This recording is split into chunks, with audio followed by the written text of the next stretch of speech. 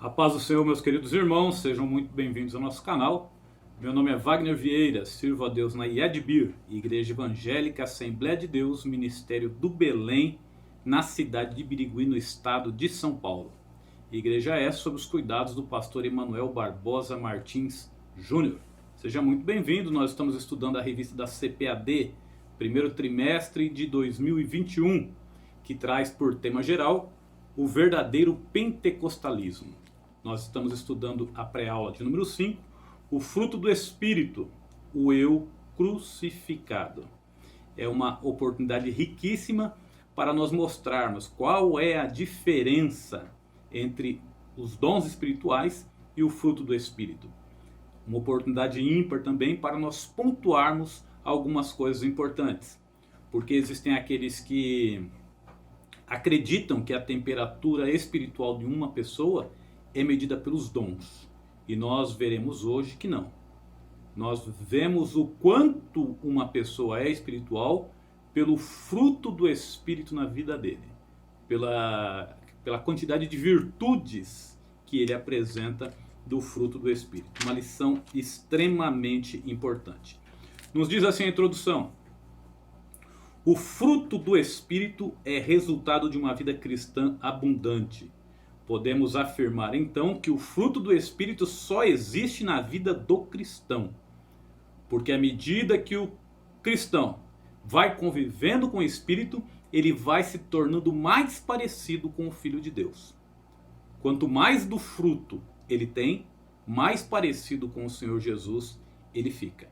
E prosseguindo aqui, ele vai dizer: o fruto do Espírito é resultado de uma vida cristã abundante e manifestada no relacionamento entre os irmãos e irmãs, na convivência no lar, com os descrentes no trabalho, na sociedade. Ora, a gente sabe que a convivência com certas pessoas é uma convivência difícil.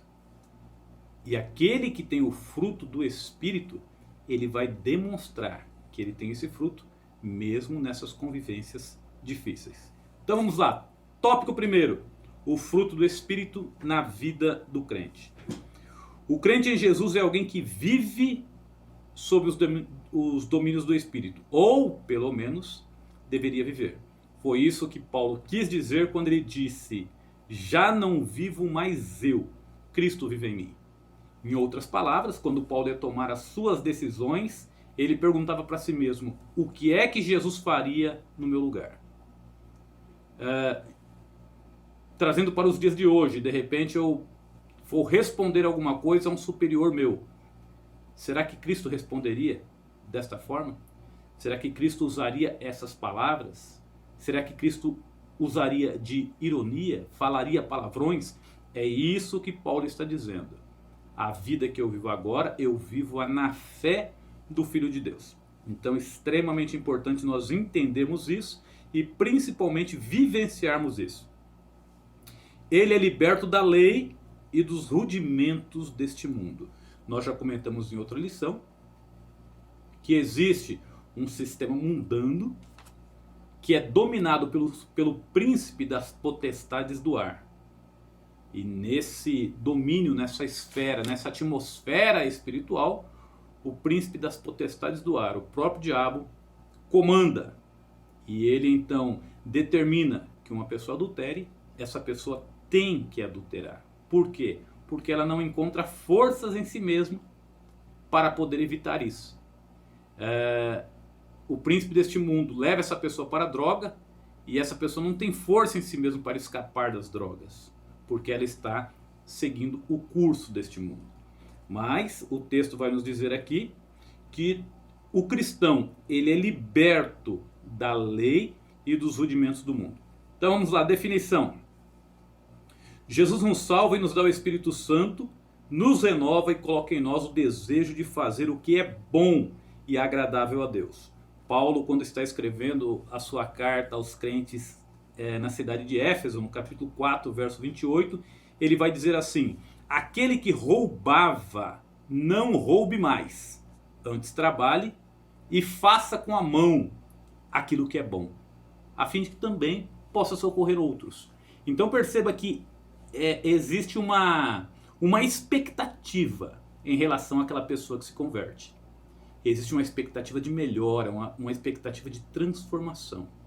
Se essa pessoa roubava, espera-se que agora convertido, ele não roube mais. Se falava palavrão, espera-se que ele não fale mais palavrão. Se ele adulterava, espera-se que ele não adultere mais. É isso o que Deus espera de alguém que se diz convertido, alguém que se diz transformado por Deus. E eu quero abrir aqui um parêntese para dizer o seguinte: existem algumas pessoas que dizem assim: eu sou muito bom, mas não pisa no meu calo. Para o cristão, essa frase não combina. Porque aquele que tem o fruto do Espírito desenvolvido na sua vida, ele vai muito além do que a justiça dos homens. Essa frase, essa justiça é uma justiça ímpia. Porque qualquer pessoa que você não pisar no calo dele, ele é bom.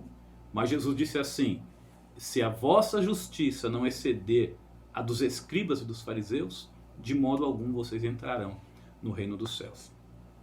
Então a gente não pode comparar o nosso comportamento com o comportamento mundano.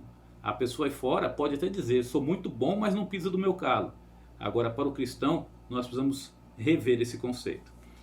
Ele vai dizer aqui: o fruto do Espírito é o resultado natural de um processo de amadurecimento e consequência de um processo natural de crescimento espiritual. A gente consegue ver isso na convivência de Paulo, Barnabé e João Marcos. Os três saíram para uma viagem missionária e no meio da viagem, ao ver aquelas lutas todas, João Marcos, que era apenas um adolescente, ele volta para casa. O tempo passa, os anos passam e Paulo e Barnabé vão então fazer a sua segunda viagem missionária. Isso está registrado no capítulo 15 de Atos dos Apóstolos. E Barnabé então quer levar João Marcos mais uma vez. E a Bíblia diz que Paulo não quis, porque ele tinha abandonado os dois na primeira viagem. E a Bíblia diz que houve uma dissensão tão grande entre eles que eles se separaram. A Bíblia diz que Paulo tomou a Silas e retornou para as regiões da primeira viagem missionária. E a Bíblia vai dizer que Barnabé tomou a João Marcos e viajou para Chipre. Mas o que é mais interessante é o fim dessa história. Porque escrevendo a Timóteo, no capítulo 4, no verso 11, a sua segunda carta, já no fim do seu ministério, Paulo escreve a Timóteo e diz assim: toma Marcos e traze-o contigo, porque ele me é útil no ministério. Ora, Marcos, no início de tudo isso, de toda essa jornada, ele era apenas um adolescente. Agora, ele já era um obreiro aprovado, ele já era um obreiro que tinha testemunho dos demais irmãos, e Paulo vai dizer que agora ele seria útil no ministério de Paulo. Então nós vemos aqui essa questão do amadurecimento e de apresentar os frutos à medida que a vida espiritual, a vida cristã vai se desenvolvendo. Então esse fruto do Espírito, ele é uma consequência natural. À medida que a gente vai desenvolvendo a nossa vida cristã, esse fruto do Espírito ele vai se desenvolvendo também. E eu quero chamar a atenção. Paulo vai fazer uma lista de vícios. Paulo vai fazer uma lista de obras que são chamadas obras da carne. E o escritor aos Hebreus, no capítulo 12, verso 15, ele vai dizer assim: que nenhuma raiz de amargura brotando vos perturbe. Então, esses vícios, essas obras da carne, elas brotam. Por quê? Porque é um fruto. O fruto, ele precisa ser cultivado. O dom, a Bíblia nos diz que o dom é dado. Agora o fruto, ele precisa ser cultivado. Ninguém pode esperar colher alguma coisa que ele não plantou. Então o fruto do Espírito, ele deve ser plantado, ele deve ser regado, ele deve ser cultivado, deve ser cuidado, podado, como se cuida de um fruto. E leva tempo. O texto aqui de Paulo e Barnabé nos leva quão paciente foi Barnabé. Acertou com João Marcos, reconheceu que ele era apenas um adolescente e que o tempo iria se encarregar de amadurecer o fruto na vida de João Marcos. E isso traz uma reflexão muito grande também para nós, porque nós devemos ter cuidado com os nossos jovens, adolescentes e crianças. Muitas vezes a gente cobra deles uma manifestação do fruto, ao qual eles não podem apresentar, porque não desenvolveram a vida cristã, não amadureceram a vida cristã. Por isso nós temos que ter paciência para não matá-los e esperar, ajudar que o fruto venha se desenvolver na vida deles. Muito bem. Prosseguindo aqui, ele vai dizer assim que o fruto ele vai surgindo gradativamente dentro de nós como resultado da regeneração do Espírito. Já dissemos aqui que regenerar é gerar de novo, ou seja, a pessoa está nascendo de novo. Por isso nós batizamos as pessoas. É uma declaração pública de que aquela pessoa morreu e uma outra pessoa nasceu ali. Por isso nós submergimos essa pessoa na água como símbolo de um sepultamento. Vamos adiante, o fruto no singular. É curioso notar que Paulo vai falar sobre as obras da carne e vai falar sobre o fruto do Espírito, quando nós deveríamos esperar os frutos do Espírito. Mas na verdade ele fala o fruto. Nós entendemos que é um fruto com muitas virtudes, como se fosse uma laranja com muitos gomos. E o fato dele se referir ao fruto, o fruto do Espírito, fala da forma singular da unidade do caráter de Cristo. Ou seja, vai sendo gerado um todo no cristão. Essa unidade do caráter de Cristo, ela vai sendo gerada, um todo na vida do cristão. Andar no Espírito. Ser guiado pelo Espírito significa, na linguagem paulina, vitória sobre os desejos e impulsos da carne.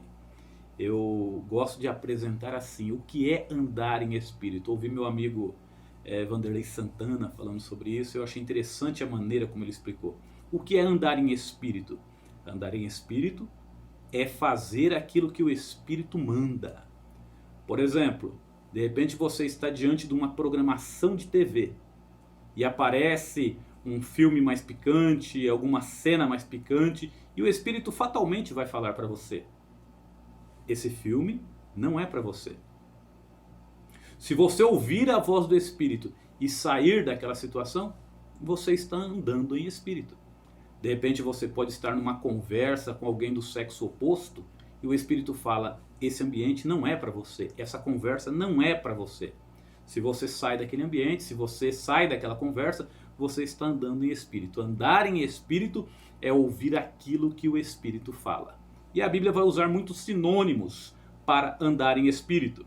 Vai falar em frutificando em toda boa obra, andar como filho da luz, e andar dignamente conforme a vossa vocação e tantas outras coisas desse tipo. Na verdade, quando nós estamos numa situação como essa, 2 Coríntios 7,10 vai nos dizer assim, Paulo vai dizer sobre isso, vai dizer: eu me alegro porque vocês, não porque vocês foram entristecidos, mas vocês foram entristecidos segundo Deus, porque a tristeza segundo Deus, ela opera o arrependimento. Então muitas vezes nós estamos diante de uma situação, o Espírito fala: sai daí, não fique nessa conversa, não fique nesse site, não fique nesse lugar, e vai gerar uma tristeza no nosso coração. E essa tristeza é exatamente o que vai gerar o arrependimento dentro de nós, por nós não termos ouvido a voz do Espírito. Quando nós ouvimos, nós estamos então andando em Espírito. Prosseguindo o tópico 2, diferença e relação entre o fruto e os dons do Espírito. Primeira diferença que nós podemos notar é que o dom é dado. Primeira epístola de Paulo aos Coríntios, no capítulo 12, no verso 7, vai dizer assim: mas a manifestação do Espírito é dada a cada um para o que for útil. Essa manifestação nós entendemos como dom. Podemos até substituir, mas o dom do Espírito é dado a cada um para o que for útil. Então, o dom, ele é dado. O fruto, ele é desenvolvido. E claro, a partir daí nós podemos entender que o fruto, ele requer muita paciência. É uma coisa que se dá gradativamente. Prosseguindo aqui, ele vai dizer assim, a diferença. Vai falar sobre as muitas virtudes desse fruto. E ele vai comentar aqui o seguinte: o amor é superior aos dons. Então ele está comparando o amor como sendo uma virtude do fruto e comparando os dons espirituais. Quando Paulo encerra o capítulo 12, no verso 31, ele vai dizer assim: buscai com zelo os melhores dons, e eu vos mostrarei um caminho mais excelente. E quando ele inicia o capítulo 13, ele inicia falando do amor. Então o caminho mais excelente que Paulo falava no capítulo 12 é exatamente o amor que ele inicia falando no capítulo 31. E ele vai argumentar no capítulo 13, verso 8 ao 10, que o maior desses é o amor. O maior dessas virtudes é o amor. Então é essa diferença entre dons e fruto. E uma coisa que nós devemos sempre ter em mente: o dom, ele é dado, o fruto é desenvolvido, mas se nós queremos fazer bom uso do dom, devemos ter o fruto do Espírito na nossa vida. Por quê? Porque o fruto do Espírito é amor. É o primeiro da lista. Então, se o fruto do Espírito é amor e nós temos os dons, nós vamos usar os dons de maneira correta para os fins corretos. Por exemplo, alguém pode usar o dom para aparecer, para se vangloriar, para levar vantagem, mas o texto vai dizer que o fruto do Espírito é amor. Então, se alguém tem esse amor, ele não vai usar o dom com essa finalidade, vai usar o dom com a finalidade correta. Então devemos ter o fruto do Espírito. O fruto do Espírito é amor, gozo, paz. Quantas pessoas que não entram em conflito por causa dos dons? Pessoas que disputam, querem ser uns maiores do que os outros, mas o Espírito diz que o fruto é paz. O fruto do Espírito é amor, gozo, paz, benignidade, longanimidade, fé, mansidão, temperança. Ora, que bênção é quando as pessoas usam o dom que Deus deu, com mansidão. Vamos adiante. Os dons na igreja. Os dons são extremamente importantes na igreja. Bom seria que na igreja todas elas, as pessoas tivessem todos os dons.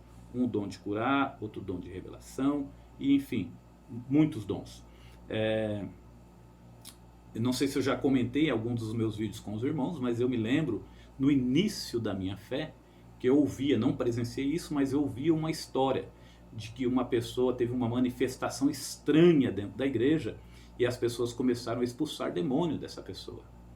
E o pastor então percebeu que aquela pessoa não estava endemoniada, que aquela pessoa estava tendo uma crise convulsiva. E aí socorreram a pessoa, chamaram a ambulância e a pessoa acabou tendo complicações e acabou vindo a óbito. Mas olha só, depois ficaram sabendo que a pessoa tinha crise epilética, que ela tinha epilepsia. Então olha a importância do dom de discernir espíritos, por exemplo.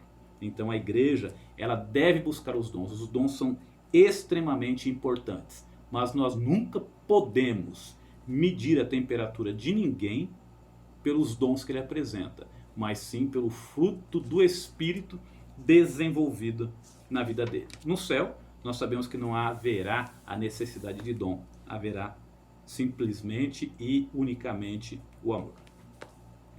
Tópico terceiro. O Espírito se opõe à carne. O que levou o apóstolo ao assunto foi o contexto nas igrejas da Galácia. O abuso da liberdade cristã, antinomia, de um lado, e o legalismo do outro. O que seria o antinomianismo? Seria o desprezo à lei, indiferença para com a lei. E o que seria o legalismo? O apego à letra fria da lei. Então havia essa disputa. Paulo vai argumentar aqui o seguinte: o primeiro subtópico vai nos dizer assim: o legalismo. Há um acentuado contraste entre estar na carne e andar no Espírito. O apóstolo Paulo mostra que para ser legalista, viver de acordo com a lei, depende da carne, mas para viver no Espírito depende da graça de Deus. Por que é que ele vai dizer isso? Porque a lei, ela tinha 600 e tantos preceitos. Então, quando alguém conseguia cumprir inúmeros preceitos da lei, ele tinha do que se vangloriar. Mas Paulo vai dizer de maneira muito sábia: aquele que tropeça em um ponto da lei, ele tropeça em toda a lei. E escrevendo aos Efésios, ele vai dizer assim que nós somos salvos pela graça. E isso não vem de nós, mas vem de Deus, para que ninguém se glorie. Então Paulo aqui ele joga um banho de água fria nos legalistas, mostrando que é impossível cumprir a lei. Quem cumpriu a lei integralmente foi o Senhor Jesus. Por isso que ele disse: eu não vim para aniquilar a lei, mas eu vim para cumpri-la. E por que ele vai dizer que para viver no Espírito nós dependemos inteiramente da graça de Deus? Exatamente porque é a graça que vai desenvolver em nós o fruto do Espírito, nos dando condição para agradar a Deus, para ser cada dia mais parecido com o Filho de Deus. Ele vai comentar aqui ainda o seguinte: o sistema legalista que os opositores de Paulo ensinavam nas igrejas da Galácia é egocêntrico, motivado pela carne e gera competição espiritual. Por que ele é egocêntrico? Porque ele enaltece o ego. A pessoa conseguiu guardar um certo número de requisitos da lei e a pessoa então se exalta. Agora, pela graça, nós reconhecemos que o que nós fazemos é por causa do que Deus faz em nós, por causa do fruto do Espírito que Deus desenvolve na nossa vida. A carne e o Espírito. A palavra grega sarx, carne, ela tem muitos significados. Ela pode significar o corpo, ela pode significar o indivíduo, ela pode significar ainda desejo pecaminoso, a concupiscência. É o contexto que vai mostrar o que qual o sentido que está sendo dado para esta carne. E Paulo, no contexto das obras da carne, significa um conjunto de impulsos pecaminosos que dominam o ser humano. E eu gostaria de ler um texto que explica bem isso, registrado em Romanos, no capítulo 7, versos 15 a 23, que nos diz assim: porque o que faço não aprovo, pois o que quero isso não faço, mas o que aborreço isso faço.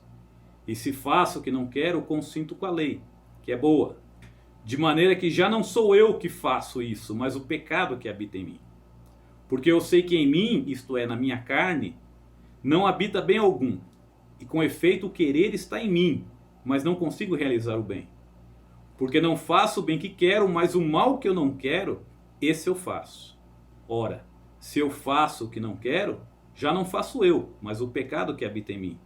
Acho, então, esta lei em mim, que quando quero fazer o bem, o mal está comigo. Então perceba o seguinte: Paulo vai declarar que existe uma guerra dentro de nós. Que a gente tem aquele desejo de fazer o bem, mas não consegue. Mas o mal que a gente não quer fazer, esse a gente faz.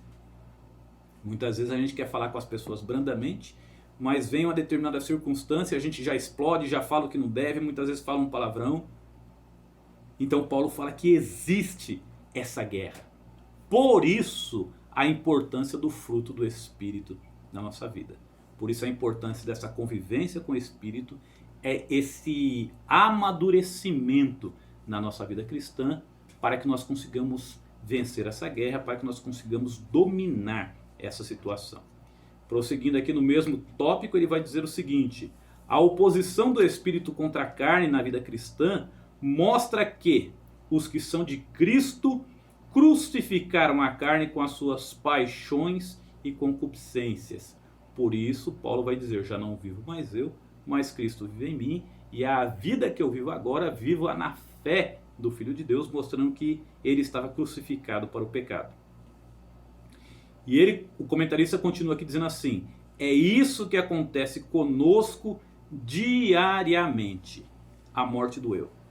E aqui é importante que nós entendamos o seguinte: quando a gente aceita Jesus, o nosso eu não é crucificado definitivamente. O nosso eu, ele é crucificado todos os dias. porque se nós vacilarmos, o velho homem se apresenta muito vivo.